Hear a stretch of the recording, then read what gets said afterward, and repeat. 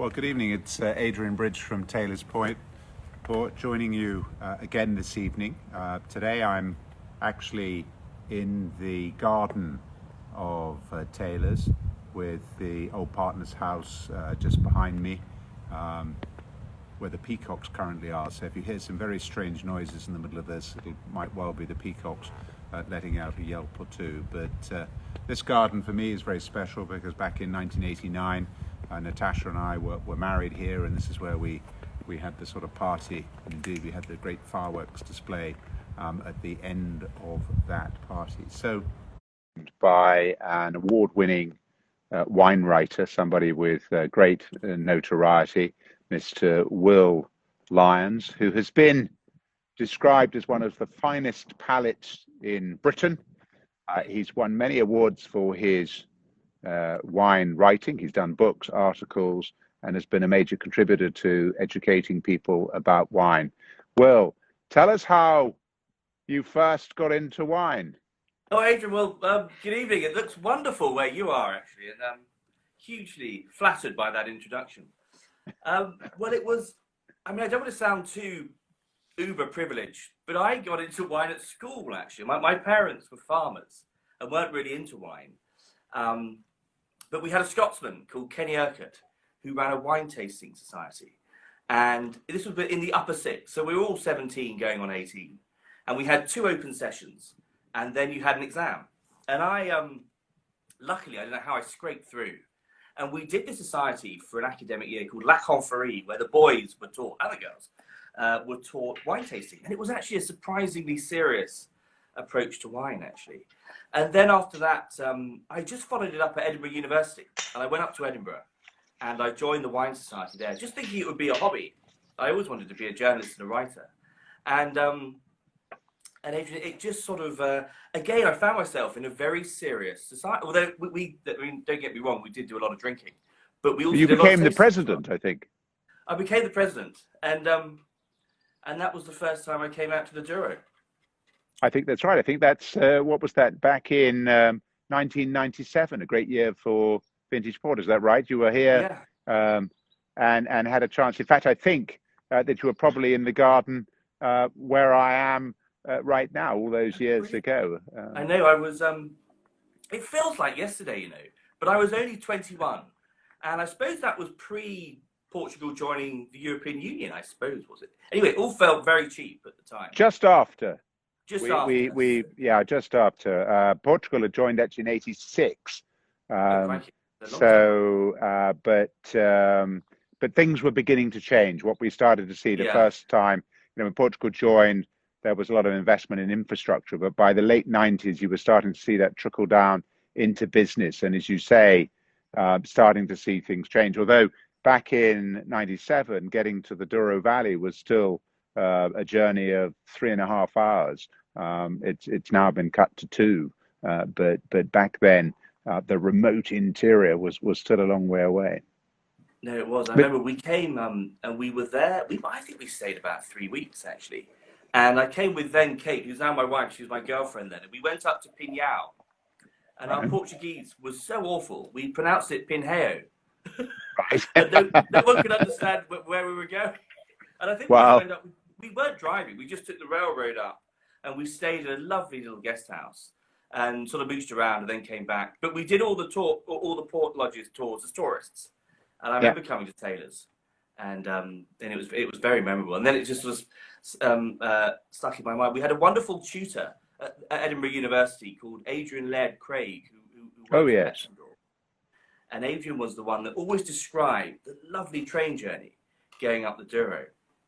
So I thought I have to do that. And so that's really what inspired the whole trip to North Portugal, actually. Well, I can remember with Adrian Craig going on a visit to a customer of his who was also called Adrian. So we had this most bizarre situation with 3 Adrians in the room talking about port, and all of us getting horribly confused as to what was really going on. But it was a fun evening, or a fun sales call. But now you've won awards, several awards for your writing, and you've often been described as being humorous, informed, sort of down to earth. How did you develop your wine writing style? How indeed did you get into it from being a passionate follower at university to then actually starting to be Yeah. somebody So, talking and writing about it?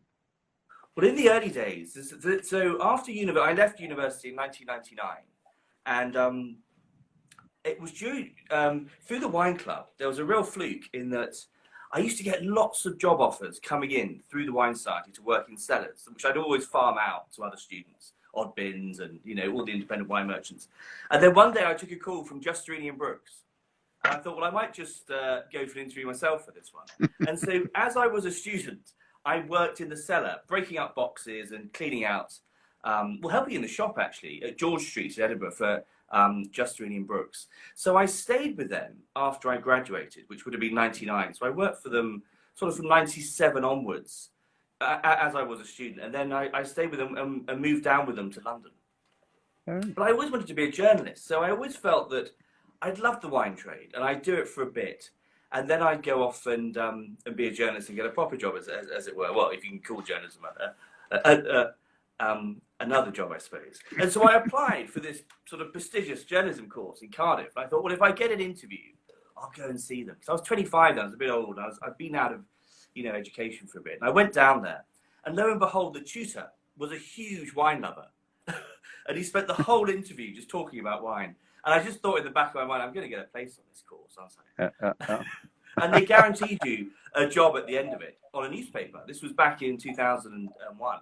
So I went down to Cardiff for a year, went up and did some work. What was the paper, by the way? Because you've written for many prestigious papers like Wall Street Journal, the Sunday Times, and so on. But what was it in Wales?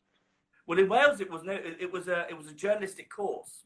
It's called the Cardiff School of Journalism, and it's one of the recognised ones. There's that, and back in those days it was. And then I managed to get a job at the Scotsman, with a wine-loving editor, and I think that really helped. And that's when 3 years into, and I thought I'd be like Andrew Neil, Andrew Marr or something. I'd be a political journalist or a sports journalist.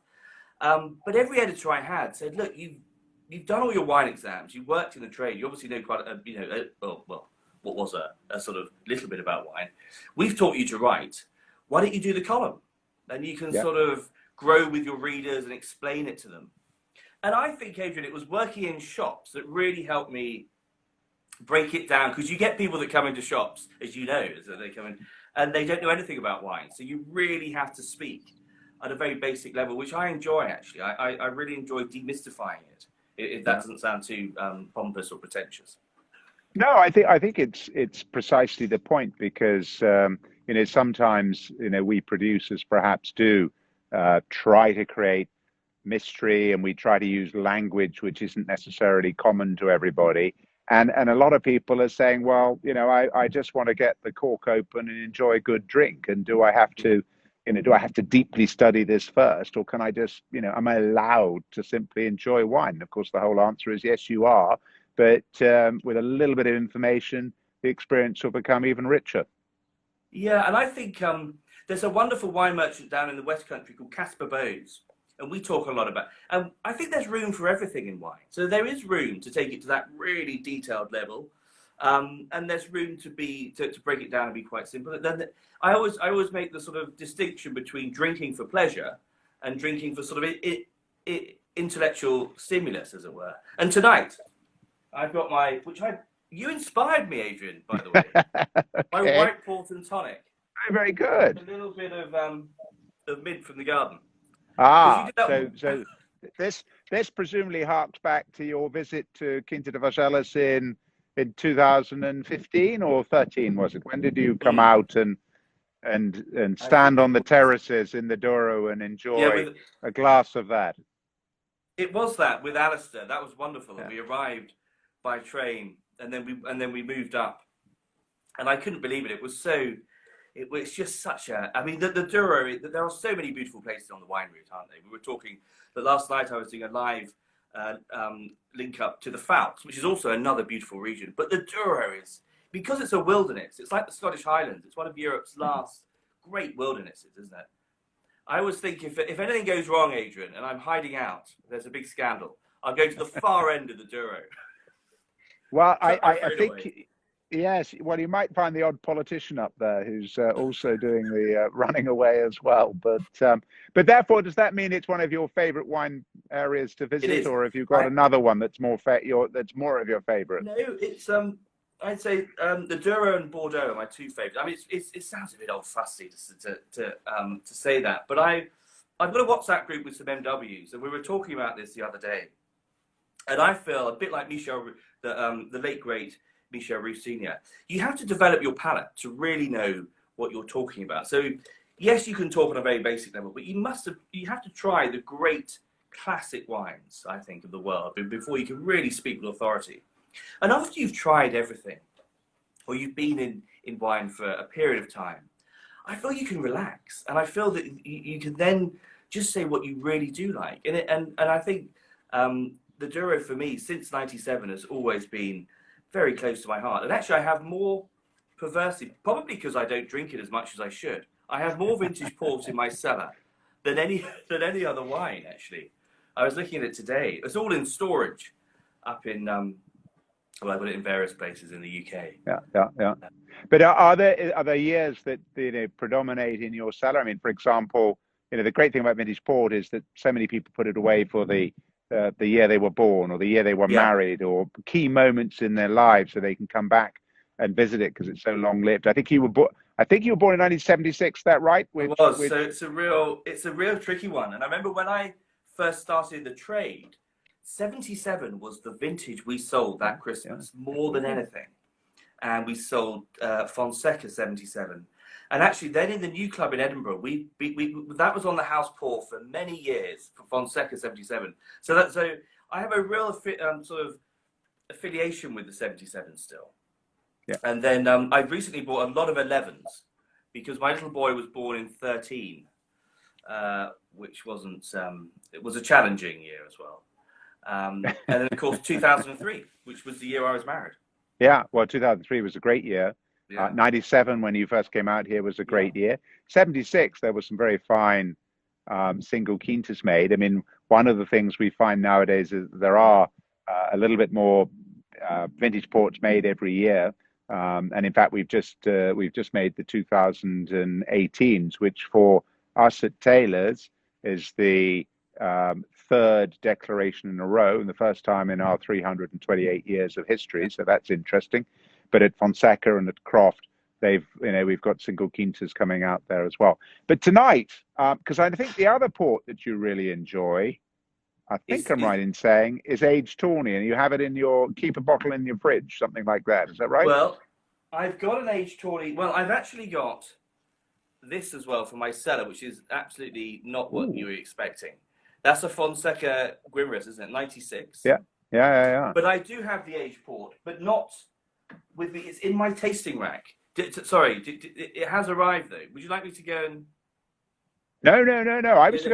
I was just because you've said, we've spoken about this in the past, and one of the things about port is that there is a port for every moment. And of course, we discussed a little bit about vintage and those celebratory moments, but the sort of day by day, whether it's a cocktail of white port and tonic, or keeping a bottle of tawny in the fridge, keeping it chilled, and then just being able to go to it and have it available. And I believe your fridge is, as we would say in our thing, quite well dressed. It's always got a bottle of yes, it's a 10-year-old. I love the Taylor's 10-year-old tawny.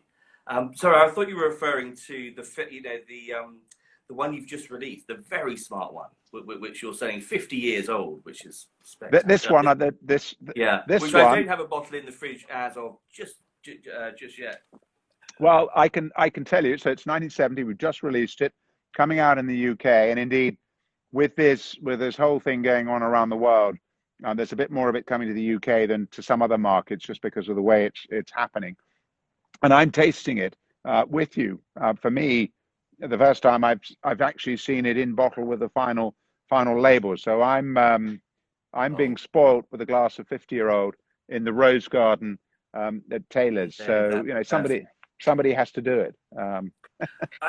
I just feel that I don't know whether it's misunderstood port, but tawny port is so versatile, isn't it? And you can serve it, as you say, slightly chilled.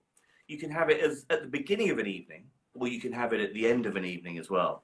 And I always find, I always talk about, I know it's boiling hot today, it's boiling hot here in London, but that lovely week in between sort of Christmas and New Year, a bit like the lockdown actually, when you're at home with the family and you've got days that are just stretching out before you. And for me, a real treat is sort of late afternoon, everyone's doing their own thing, the kids are doing their own thing, you maybe have a fire going, and you can just snatch 20 minutes on your own or half an hour before you go to work on stuff. And that's why I like to pour. You've had a lovely, sort of long walk. That's why I love to pour a tawny port and then delve into a good book. And I find it there, it's just a very relaxing, and I just like the sort of nutty, savoury element, Mm-hmm. and then that sort of medium body as well. And I find it's one of the great wines of the world, actually, I think. Yeah. Well, and still actually considering the age of it, and the work and effort we put in, still quite an affordable wine. I mean, the whole of the port industry, Well, makes our product in one of the remotest regions of the world with some of the most expensive viticultural techniques, still using the human foot to tread on grapes, although this harvest, we're not going to be able to do that, we don't think. And, sometimes keeping it for 50 years in wood. So we needed 5 liters of this 50 years ago to make 1 liter today. So, yeah. yeah, So it's truly special. are you allowed to say how many cases of that you release? Is it the same as a vintage port, or very small, is it? I'm certainly allowed to say, Yeah. as it were, but we don't typically measure this in cases. We tend to measure this in bottles. So we've got about 6,500 bottles of this, Yeah. Okay. which is quite a lot for a wine of that age. Mm. I want to move on a little bit, because you have a very important role as well with the Sunday Times Wine Club. I think you're the Yes. vice president, and I wanted to just, we've touched on briefly on lockdown. Just tell everyone who's watching how that online sales. What are people doing? Are people doing a lot more business that way, and Yeah. are you So seeing a boost of business? I think the market, and it's important to sort of segment what's going on in the UK. If we just talk about the market generally, obviously all the restaurant wholesale suppliers, that's flat at the moment. Fine wine is very sporadic. They're finding they're having good days where they can sell a lot, and then days when they don't sell much. The online, so places like the Sunday Times Wine Club, they are absolutely flat out at the moment, in that people are just, or because people aren't going out to restaurants and bars. And I think also it's an element of being at home. You don't have to drive, so you might, come 6 o'clock, you might open a sort of, you might want to enjoy a glass of wine where you didn't before because you were commuting back home from work. They've seen a huge sales boost, and I know that not just the Sunday Times Wine Club, but many online retailers like Majestic and the Wine Society and all sorts of people. They had a busier. I think I think there's a consensus that March and April have been busier than December, which is extraordinary. Which is quite extraordinary as well. Yeah. But your role there as vice president, how much are you involved in actually selecting the wines that people get to enjoy and to order? I work with Hugh Johnson, so he's the president, the great Hugh Johnson. And what we do, so it's a joint venture, and I work with the Sunday Times, and I go and have a big sort of tasting with the buyers, sort of 3 or 4 times a year, and then out of that we whittle it down, and I make suggestions, they make suggestions, and I come up with a wine that we offer club members and Sunday Times readers once a month. And we do a case, and then I do a lot of tastings as well for them. So we do lots of events when we're allowed to. It's a very social club. So we like to sort of host lots of events, parties. It's a real sort of atmosphere of conviviality. And at the moment, I'm doing a weekly live with them where we get in touch with a winemaker, or I do Q&As with members, and it works very well actually. Although it is quite strange always talking to a computer screen. Indeed, it's a sensation I think that many of us around the world are getting used to, and as you say, we might be talking to a computer screen, but we're probably saving a lot of time on commuting or sitting on aeroplanes. Although I'm sure that will sooner or later return. And I know that that you know, historically done a lot of traveling around the world, Yeah. educating So the people last, from Asia and Europe and the States and everywhere. when I was at the Wall Street Journal, I worked for the European edition, and we devised this. We launched a thing called WSJ Plus, where I did sort of very bespoke wine tastings for their readers. And I went to Asia quite a lot with that, with Hong Kong and Singapore and China, and that was great fun. I have to say, I haven't missed the traveling, actually, Adrian. I haven't missed going on the aeroplane. It's funny how you adapt, isn't it? Yeah. I know. I think that's true. Although one does feel that one wants to keep in touch, because after all, the wine business is still quite a social business, and we do want Yeah. to get out, see our customers, and so on. So, however nice it might be to have you know, long evenings in Porto and enjoy a great glass of port, we nonetheless perhaps miss the chance to see customers, catch up with friends, and so on and so forth. But this has been a great opportunity to catch up with you, and I know that, you know, when I get to London, sometimes our flat in London, which has been somewhat occupied by our children in lockdown, but nonetheless, it's just, I think, round the corner from you. So we ought share to. similar experiences there in London. There's that lovely Italian restaurant we could go to. But Yeah. do you remember when, was it 2015 I came out and I think I had a drink at the Yateman, the Dick Dick's Yateman Bar. bar, and then we Yeah. went through to the restaurant, had lunch. That was a wonderful Yeah. experience, Yeah. actually. Well, So, we are hoping, we're getting the Taylor restaurant open tomorrow night. We're hoping next week to get the restaurants at the Yateman open. So here in Portugal, things are beginning to change and beginning to open up. So we certainly will look forward to welcoming you all back here. I want to say a big thank you for giving us your time this evening, for no, pleasure. supporting us, and for telling us such wonderful stories about how you have become, you know, a famous writer about wines, and how passionate you are about helping others explore something that you've got to be involved in since the tender age of 17, officially. And thank you so much for your time, and cheers. No, cheers. And it was your video that set me on this. Cheers, Adrian. Okay, cheers. Take care, Will. That is delicious. Okay, so do I do